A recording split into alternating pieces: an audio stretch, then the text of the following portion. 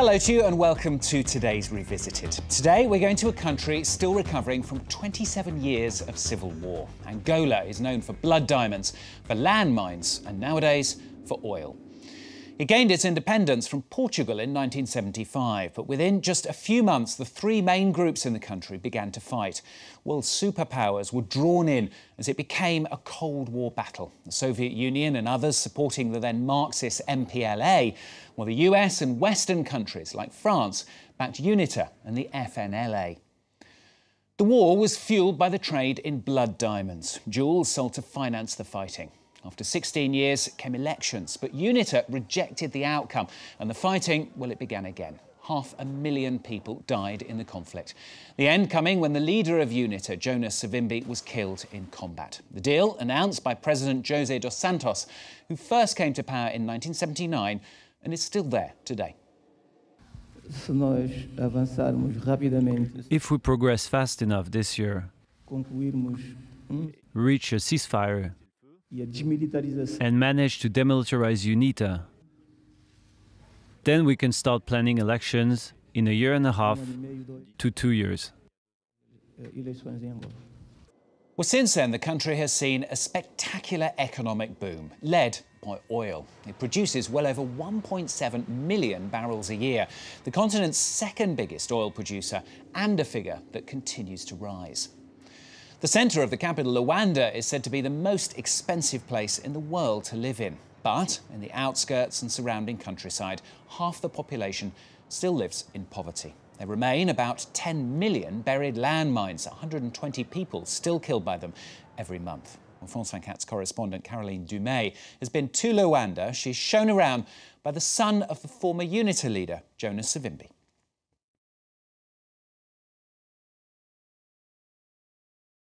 They call it the Dubai of Africa because it's the city that never sleeps.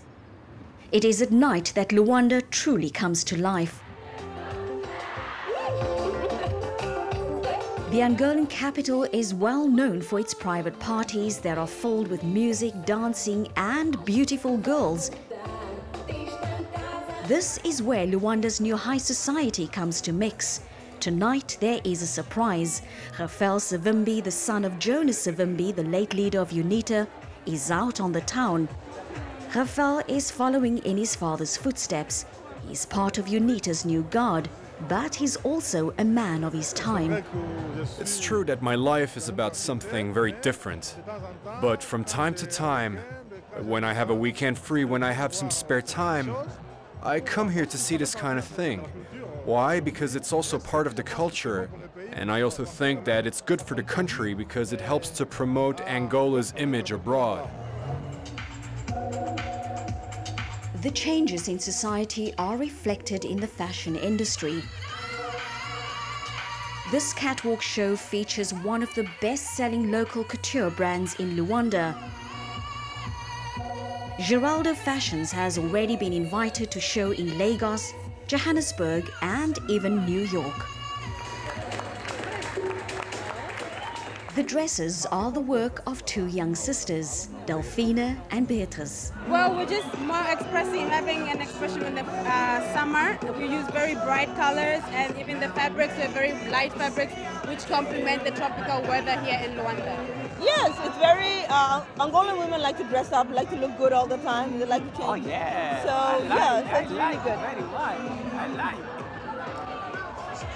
The days and nights are full of energy here. Everybody wants to reap the benefit of Angola's soaring economic growth fueled by oil exports.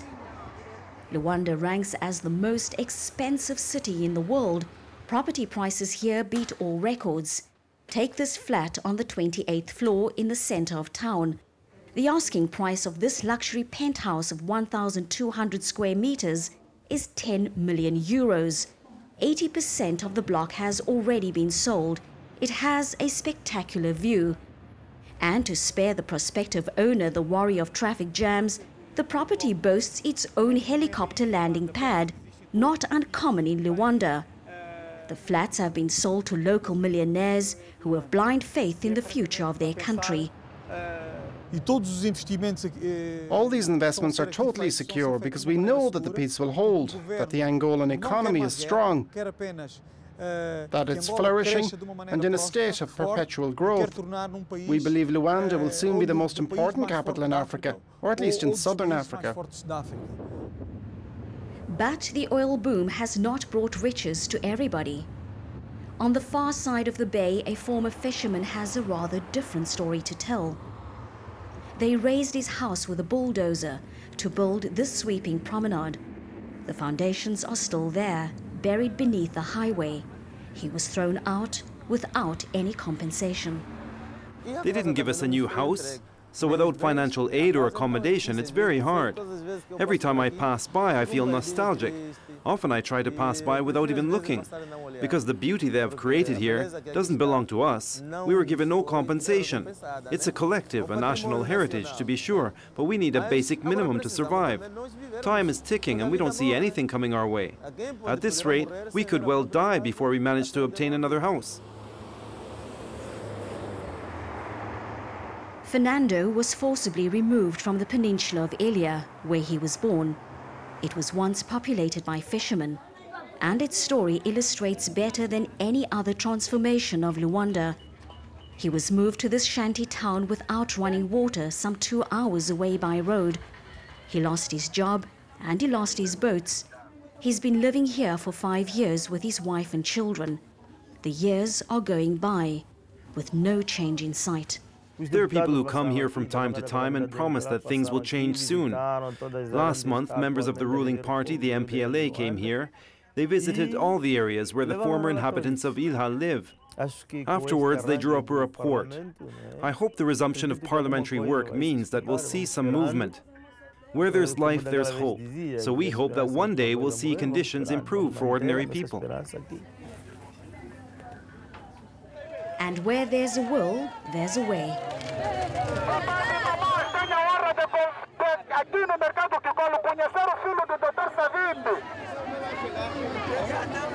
Away from the bright lights of the city, Rafael Savimbi is on the campaign trail. He's UNITA's National Secretary for Recruitment.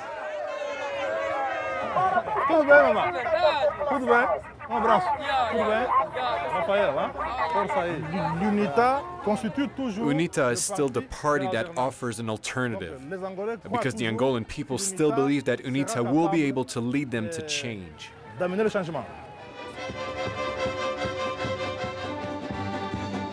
But in Angola, it isn't easy to change the tune. This country has been ruled by the same men since it gained independence from Portugal. Eduardo dos Santos has been in power for 33 years and controls everything. He fought against Jonas Savimbi for 27 years before finally emerging triumphant from the civil war. He runs the country with an iron fist. His party controls the media, while his relatives and a few close allies have an ever tighter grip on the country's economy. Because Luanda is also a capital of inequality. It is a city where yachts and canoes sail the same waters. A city where highways tail off into gravel roads. In Luanda, we have a real problem with roads. The traffic jams are really terrible. But in the same way, there are also big problems with garbage and with access to clean water. One has to see the other side to things. We went to visit the offices of UNITA, where Rafael Savimbi was welcomed with one of the party's oldest songs.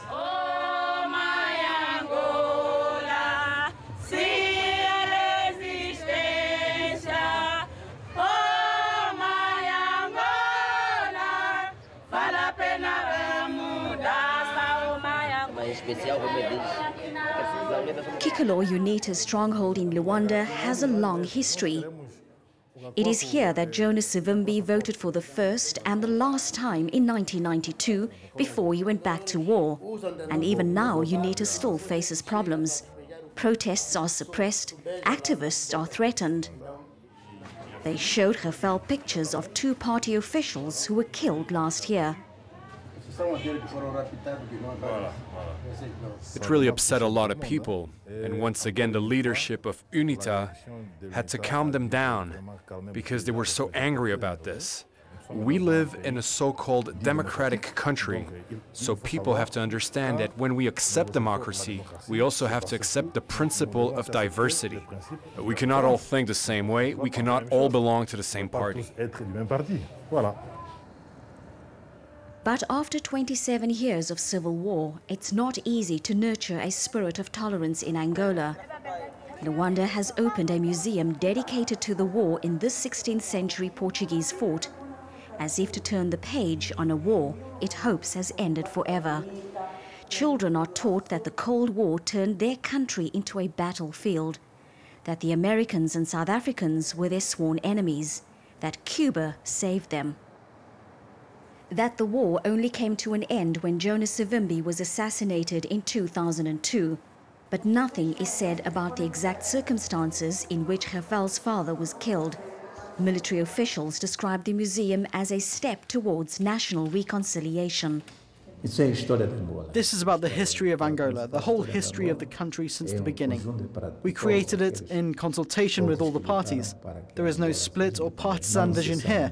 It represents everybody's point of view. As a symbol of national unity, they've hoisted the biggest flag in Africa.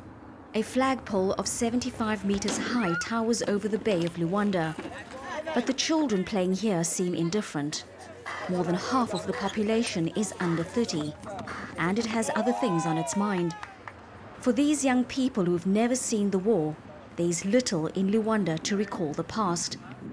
But suburbs that suggest a very different future stretch out for tens of kilometers. These new towns were created for Angola's rapidly growing middle class. They were financed by oil dollars and built by the Chinese. It is in one of these new districts that we rejoin the Geraldo sisters, the two designers much in demand in Luanda. They moved in at the end of 2010 when they returned from exile. The daughters of diplomats, they are among those Angolans who were raised abroad and came back with the advent of peace. They have no regrets. There's lots of people coming in with new ideas and new opportunities, so the best time is now. Yeah, especially for the youth, for the young people, the best time to definitely start any business apart from fashion, because apart from the fashion industry growing, there are many other industries growing, and you just want to go out and grab it. If the Angolans out there who are still afraid of coming home, I think the best time to come is now, because every door is open right now, and if you put your foot at it and if you work hard at it, you get it. And we had lots of, our parents did not have the chance, our grandparents did not have a chance, and we are just at the beginning, and we are given this opportunity, and I think we should all run at it. The war is over, and even the Portuguese are coming back to their former colony. There are now close to 200,000 expats, 10 times more than 10 years ago. This businessman grew up in Angola. Now he has invested his entire fortune in the renovation of this popular restaurant, and he's preparing to bring over his wife and children who are unemployed in their home country. The future of the youth in Europe today? Look, I have two children, both educated. One is an economist and my daughter is a lawyer, but they have a hard time finding work and building a stable life, even though in Portugal they're in the country of their birth. As Angola is now a growing destination for Portuguese exports, he has also launched an import-export business and sells goods like watches and jewelry. In Portugal, he says, luxury products no longer sell. If you look at the economy of developing countries, they all have strong buying power. In fact, it's us in Europe who've lost that. But in Luanda, not everybody has the same buying power. Half of the city's inhabitants live on less than $2 a day. And if Fernando isn't reimbursed for the house he has lost, his children won't be going to university. The opposition, which forms only a tiny minority in parliament, struggles to be heard. But Rafael Savimbi isn't giving up. Before, people said all the problems in this country were one man's fault. Everybody blamed Savimbi. But 10 years after the war, people used to say after Savimbi, we will have peace, we will have water, electricity, we will have it all. But it's not like that. Angolans fought hard to benefit from their natural riches. The guns have fallen silent. But the wealth has not been shared. In Luanda, many have their doubts about an urbanization program that benefits only those who won the war. I don't think you should see peace simply as the absence of war. We also need to transform that peace into social peace. And for me, in order to create social peace, you need to ensure that everybody enjoys the same opportunities.